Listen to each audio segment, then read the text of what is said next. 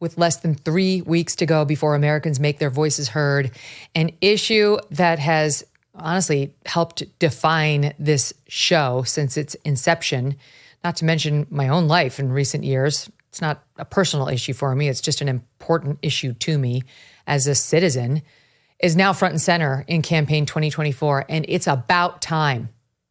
I'm speaking about the transing of our children and women's rights and girls' rights. There are few, if any, shows that have done more on this topic than we have here at the MK Show. Way back in October of 2020, we launched in September of 2020 on episode 12, when we were still just an audio podcast. We brought on Abigail Schreier about her groundbreaking, life-changing book. Today, the book that people don't want you to read or us to talk about. But guess what? We're going to do it. It's called Irreversible Damage, and it is important. The book is about the number of girls who are declaring themselves transgender and how that number is skyrocketing. Since then, we've covered the dangerous ideology that has been forced on us and our children, in our schools and our communities at length. From the genital surgeries on healthy young boys and girls, cutting off perfectly healthy body parts, to the detransitioners who have been hurt by this insane ideology, who then get ignored by the media and rejected by the community that love-bombed them into doing this to themselves in the first place. We've discussed many times the impact on sports as boys and men invade women's spaces and sports and take their prize money and take the glory of winning away from them in matches that are neither fair nor safe. Back in June of 2023, it was episode 564 that I stated publicly, after I had on Kelly J. Keene, who really convinced me, that it was time to stop using these so-called preferred pronouns. I have resolved to base my conversations around gender on the same tenets that already govern my life: truth and reality. I will not use preferred pronouns, a decision motivated by a growing alarm over women's rights and the safety of children. I will speak to a trans person kindly and with empathy. In their presence, I will likely try to avoid pronouns altogether, as I have no wish to intentionally provoke or upset anyone. But I will not take this gateway drug anymore, because I have a daughter, because I am a woman, an adult human female. I get emotional just hearing that. It's just what we've done to ourselves, what we've done to our kids, what we've done in seeding this whole argument to the trans activists, who are the worst people. Honestly, they're just so vicious. They're men. 9 times out of 10, it's men posing as women who try to stifle and shut up women and girls who are speaking up for themselves and their rights. It's gone on for too long. While we were all asleep, they got laws changed in state after state. And only now has the sleeping giant been awoken to what they did. And we need to fight back. I've often mentioned that this topic has turned me into an almost single-issue voter. And I did predict that this would be a critical topic in the 2024 race. Didn't realize it would take quite so long, but better late than never. Finally, these Republicans are waking up to the fact that the electorate is not in favor of this stuff. Not Democrats or Republicans, never mind independents. In fact, according to an article that just dropped, it was October 8th in the New York Times, the Trump campaign's most aired ad in recent weeks about Kamala Harris has been along these lines. Kamala supports taxpayer-funded sex changes for prisoners. Surgery. For prisoners. For prisoners. Every transgender inmate in the prison system would have access. It's hard to believe, but it's true. Even the liberal media was shocked Kamala supports taxpayer-funded sex changes for prisoners and illegal aliens. Every transgender inmate would have access. Kamala's for they, them. President Trump is for you. I'm Donald J. Trump, and I approve this message. This past Wednesday, Fox News' Bret Baier sat down with Vice President Harris and asked her about the ad. Are you still in support of using taxpayer dollars to help prison inmates or detained illegal aliens to transition to another gender? I will follow the law. And it's a law that Donald Trump actually follows. The Trump aides say that he never advocated for that prison policy and no gender transition surgeries you know what? You got to take responsible for what happened presidency. in your administration. Yeah, no surgeries happened in this presidency. It's in black and white. Would you still advocate for using taxpayer dollars for gender reassignment surgeries? I will follow the law. I think he spent $20 million on those ads, trying to create a sense of fear in the voters because he actually has no plan in this election that is about focusing on the needs of the American people. Whereas, at $20 million on that ad, on an issue that, as it relates to the biggest issues that affect the American people, it's really quite remote. And again, his policy was no different. Oh, quite remote, you say.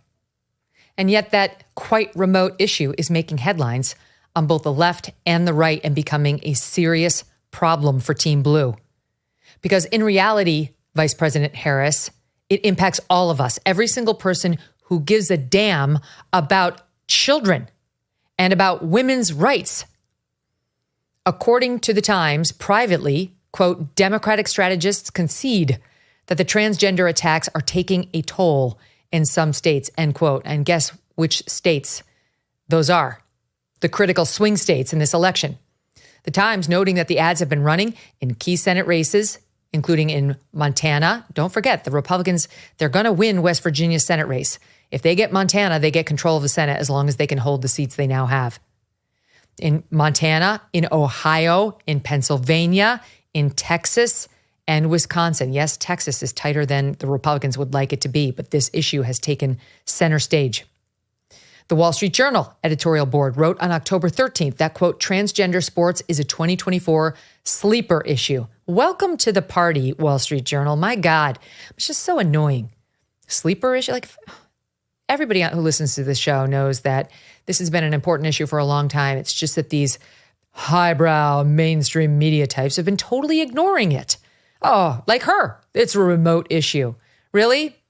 Sterilizing and chopping up the healthy body parts of children. It's just it's a sleeper issue. Screw you. The Wall Street Journal went so far to suggest it might cost Democrats control of Congress this year. Hello, McFly. Hello. We've been telling you all along. This is a huge issue. It doesn't have the support of the majority of Americans. What it needed was media coverage. That's it.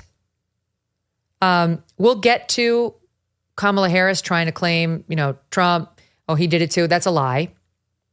But I'm going to get to exactly what she did. She says, I follow the law. I follow the law. No. She worked in California to change the law to allow this. She worked to change the law. Now she looks Brett Baier in the eye and says, oh, I have no agency. What do you mean? I'm just going to follow the law, whatever it is when I get there.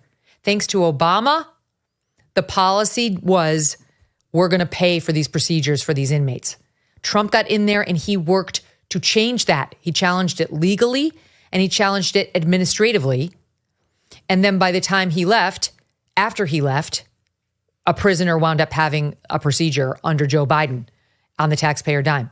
Joe Biden liked the old procedure. He wanted the Obama policy of let's pay for it all. But now they're trying to pin that on Trump because he didn't actually get the policy reversed, though he worked against it while president. That is apples to oranges. I mean, that you cannot compare. She worked actively as AG of California to change the policy, which did not allow it. She was 180 degrees away from where Trump is. All right, back to the Senate and how this is playing out. Ohio, the Senate races, as you know, and the House races too, they're not about swing states. They're about numbers, sheer raw numbers. The Republicans need to win two seats. And it's a great year for them to do it. And if they don't do it this year, it doesn't look good for them next time around because they're defending a lot more seats. So they're going to win West Virginia. And it looks good for them in Montana, though nothing's a lock. And if they could win another seat or two, it would give them some pad. And it would potentially cover maybe Texas, where Ted Cruz is in a real knife fight to save his seat. And possibly another. So they would like to run up their numbers. And by run up their numbers, I mean win by more than just by winning those 2 seats where it's, 51-49. They would love to have 53 if they could get it. So that's where these other states come in. Ohio.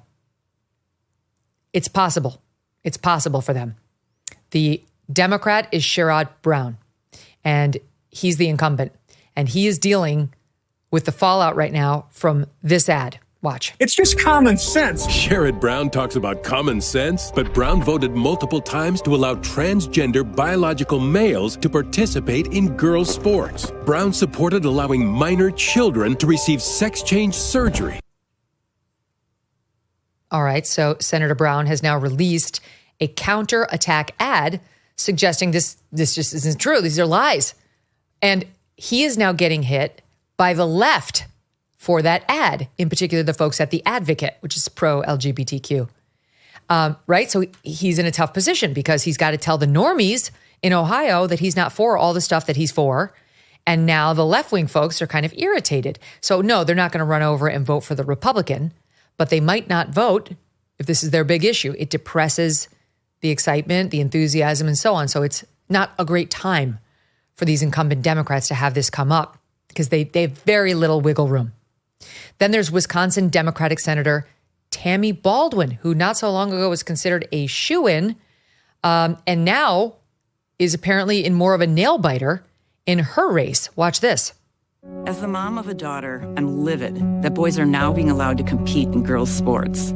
It's just wrong, and I blame Tammy Baldwin.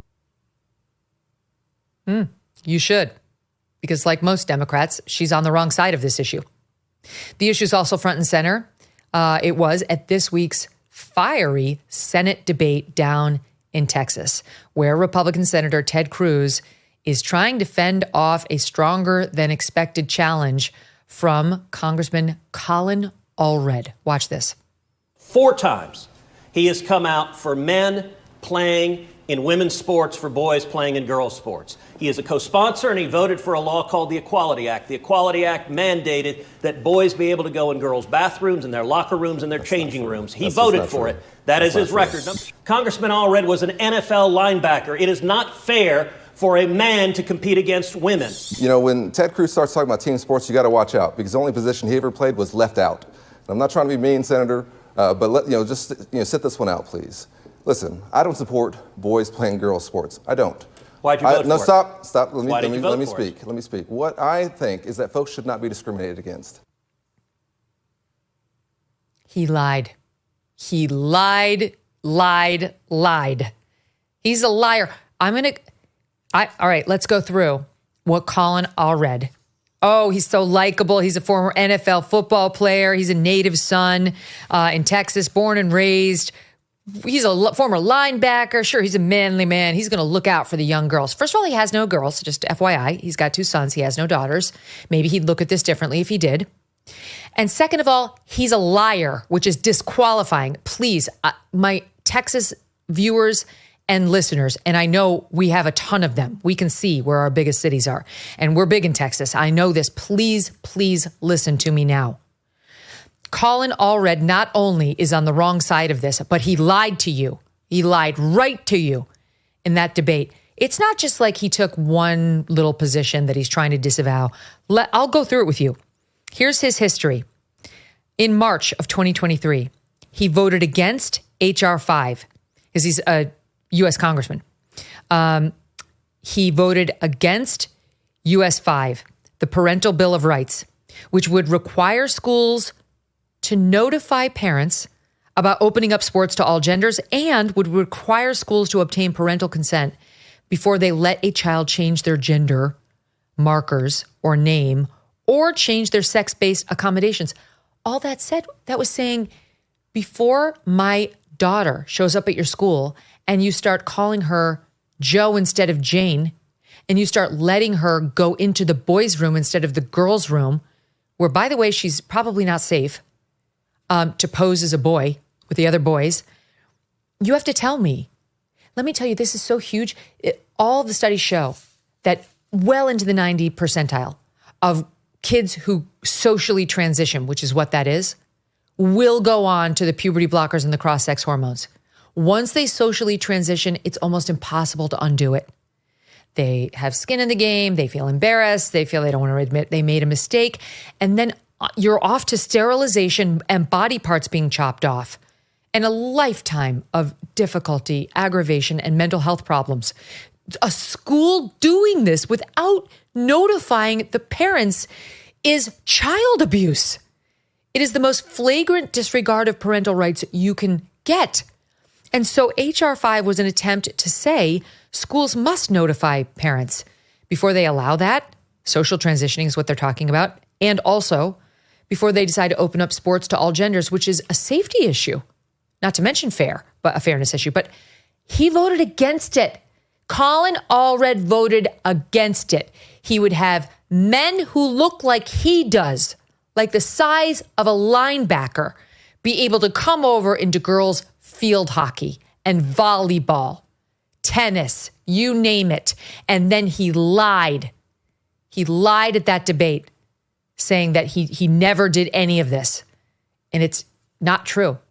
His ad says he didn't do it. Here's his ad responding to Ted Cruz's ad, which attacked him on all this stuff. Listen to him lie more. Ted Cruz is lying again, but now he's lying about our children.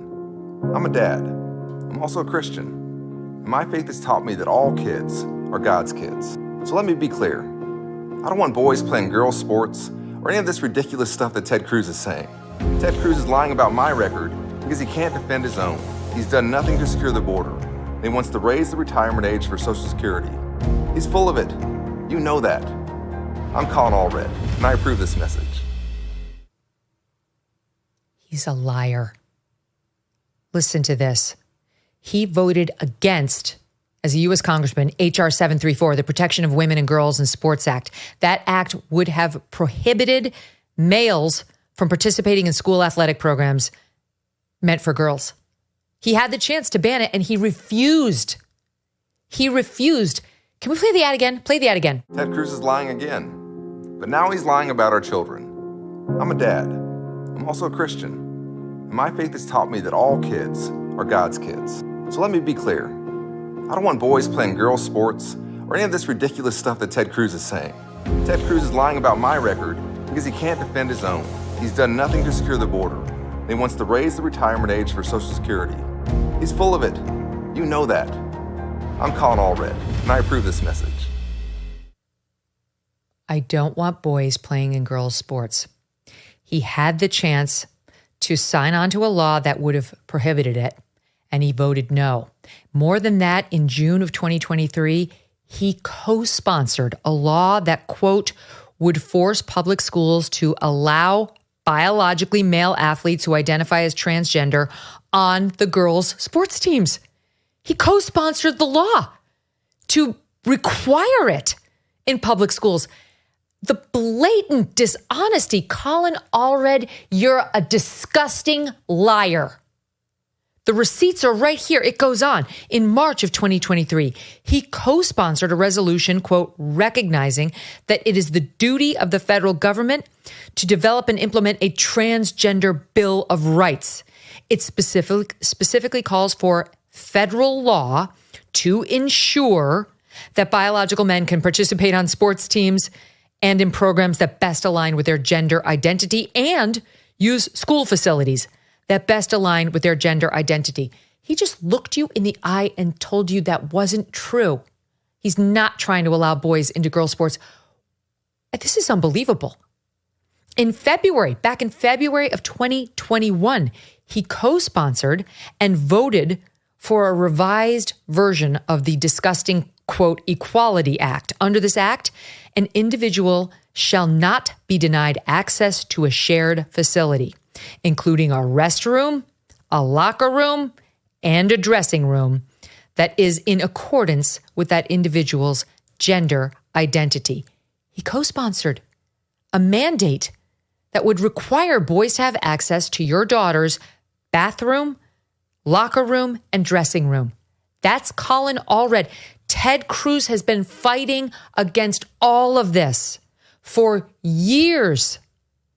It's the gall for this guy to stand on that debate stage and look at Ted Cruz and try to mock his athleticism as a kid And oh, big tough linebacker, let me tell you about the sports. What you tried to do was make it so your sons can come into our daughter's locker room, sir.